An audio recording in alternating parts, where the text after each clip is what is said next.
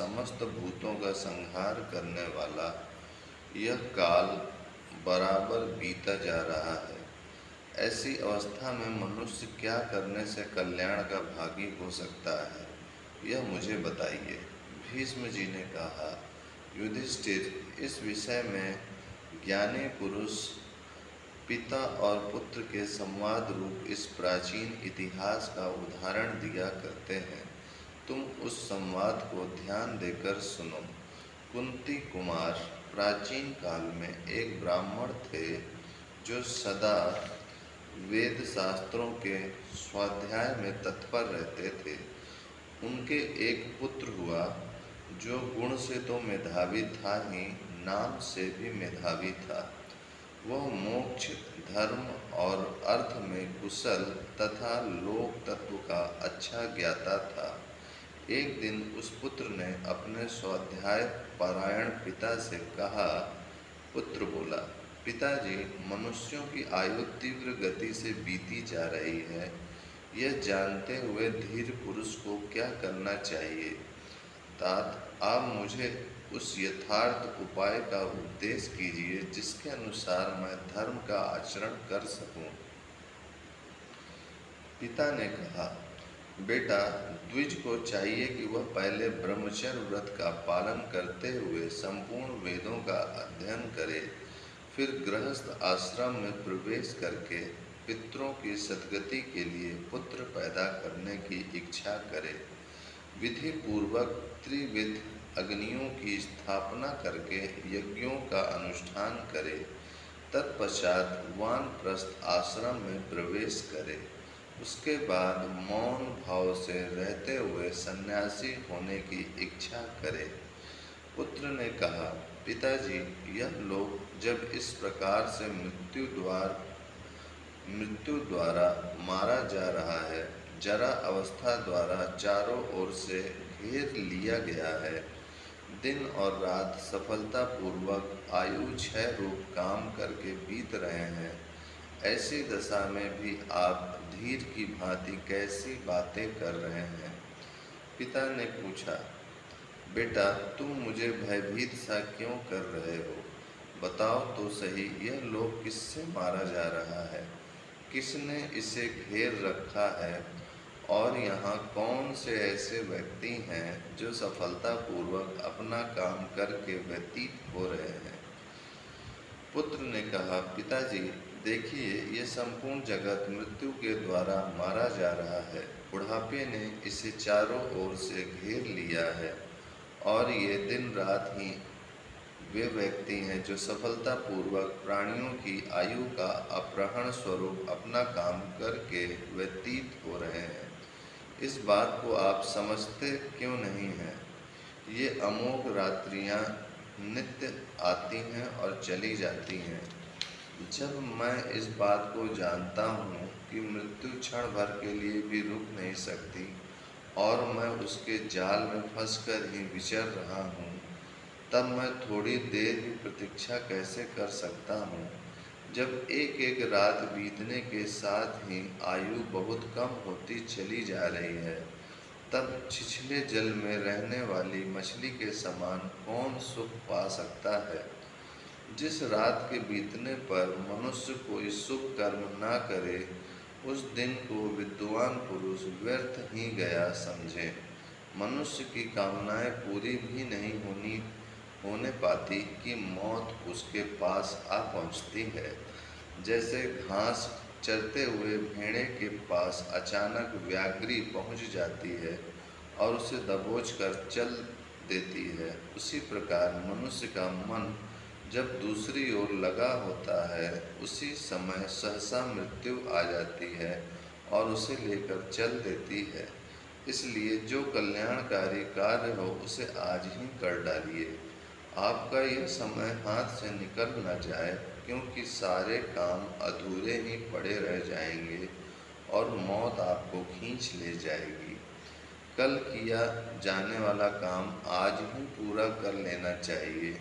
जिसे सायंकाल में करना है उसे प्रातः काल में ही कर लेना चाहिए, क्योंकि मौत यह नहीं देखती कि इसका काम अभी पूरा हुआ या नहीं।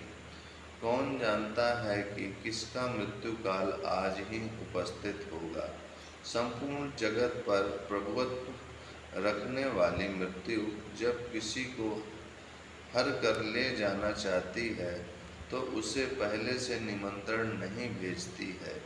जैसे मछेरे चुपके से आकर मछलियों को पकड़ लेते हैं, उसी प्रकार मृत्यु भी अज्ञात रहकर ही आक्रमण करती है। अतः युवावस्था में ही सबको धर्म का आचरण करना चाहिए, क्योंकि जीवन निस्संदेह अनित्य है। धर्माचरण करने से इस लोक में मनुष्य की कीर्ति का विस्तार होता है, अपरलोक में भी उसे सुख मिलता है। जो मनुष्य मोह में डूबा हुआ है वही पुत्र और स्त्री के लिए उद्योग करने लगता है और करने तथा न करने योग्य काम करके इन सब का पालन पोषण करता है। जैसे सोए हुए मृग को बाघ उठा ले जाता है, उसी प्रकार पुत्र और पशुओं से संपन्न एवं उन्हीं में मन को फंसाए रखने वाले मनुष्य को एक दिन मृत्यु आकर उठा ले जाती है। जब तक मनुष्य भोगों से तृप्त नहीं होता, संग्रह ही करता रहता है, तभी तक ही उसे मौत आकर ले जाती है। ठीक वैसे ही जैसे व्याघ्र किसी पशु को ले जाता है। मनुष्य सोचता है कि यह काम पूरा हो गया, यह अभी करना है और यह अधूरा ही पड़ा है। इस प्रकार चेष्टा जनित सुख में आसक्त हुए मानव को काल अपने वश में कर लेता है। मनुष्य अपने खेत, दुकान और घर में ही फंसा रहता है। उसके किए हुए उन कर्मों का फल मिलने भी नहीं पाता। उसके पहले ही उस कर्मासक्त मनुष्य को मृत्यु उठा ले जाती है। कोई दुर्बल हो या बलवान, शूरवीर हो या डरपोक तथा मूर्ख हो या विद्वान, मृत्यु उसकी समस्त कामनाओं के पूर्ण होने से पहले ही उसे उठा ले जाती है। पिताजी, जब इस शरीर में मृत्यु, जरा, व्याधि और अनेक कारणों से होने वाले दुखों का आक्रमण होता ही रहता है, तब आप स्वस्थ से होकर क्यों बैठे हैं। देहधारी जीव के जन्म लेते ही अंत करने के लिए मौत और बुढ़ापा उसके पीछे लग जाते हैं। ये समस्त चराचर प्राणी इन दोनों से बंधे हुए हैं। ग्राम या नगर में रहकर जो स्त्री, पुत्र आदि में आसक्ति बढ़ाई जाती है, यह मृत्यु का मुख ही है। और जो वन का आश्रय लेता है, यह इंद्रिय रूपी गौओं को बांधने के लिए गौशाला के समान है। यह श्रुति का कथन है। ग्राम में रहने पर वहाँ के स्त्री, पुत्र आदि विषयों में जो आसक्ति होती है, यह जीव को बांधने वाली रस्सी के समान है। उन आत्मा पुरुष ही इसे काट कर निकल पाते हैं, पापी पुरुष इसे नहीं काट पाते हैं। जो मनुष्य मन, वाणी और शरीर रूपी साधनों द्वारा प्राणियों की हिंसा नहीं करता, उसकी भी जीवन और अर्थ का नाश करने वाले हिंसक प्राणी हिंसा नहीं करते हैं। सत्य के बिना कोई भी मनुष्य सामने आते हुए मृत्यु की सेना का कभी सामना नहीं कर सकता। इसलिए असत्य को त्याग देना चाहिए, क्योंकि अमरत्व सत्य में ही स्थित है। अतः मनुष्य को सत्यव्रत का आचरण करना चाहिए। सत्य योग में तत्पर रहना और शास्त्र की बातों को सत्य मानकर श्रद्धा पूर्वक सदा मन और इंद्रियों का संयम करना चाहिए। इस प्रकार सत्य के द्वारा ही मनुष्य मृत्यु पर विजय पा सकता है। अमृत और मृत्यु दोनों इस शरीर में ही स्थित हैं। मनुष्य मोह से मृत्यु को और सत्य से अमृत को प्राप्त होता है। अतः अब मैं हिंसा से दूर रहकर सत्य की खोज करूँगा।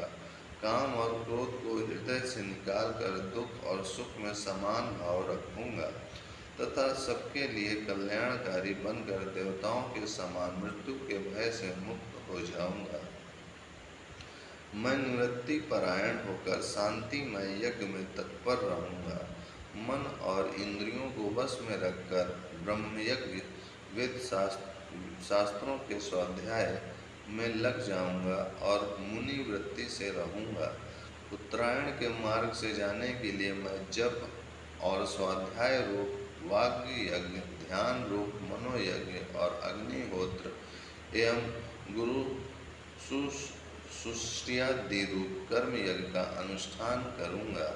मेरे जैसा विद्वान पुरुष नश्वर फल देने वाले हिंसा युक्त पशु यज्ञ और पिशाचों के समान अपने शरीर के ही रक्त मांस द्वारा किए जाने वाले तामस यज्ञों का अनुष्ठान कैसे कर सकता है?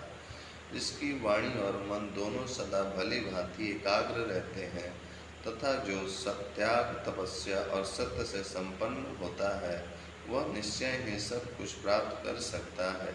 संसार में विद्या ज्ञान के समान कोई नेत्र नहीं है, सत्य के समान कोई तप नहीं है, राग के समान कोई दुख नहीं है और त्याग के समान कोई सुख नहीं है।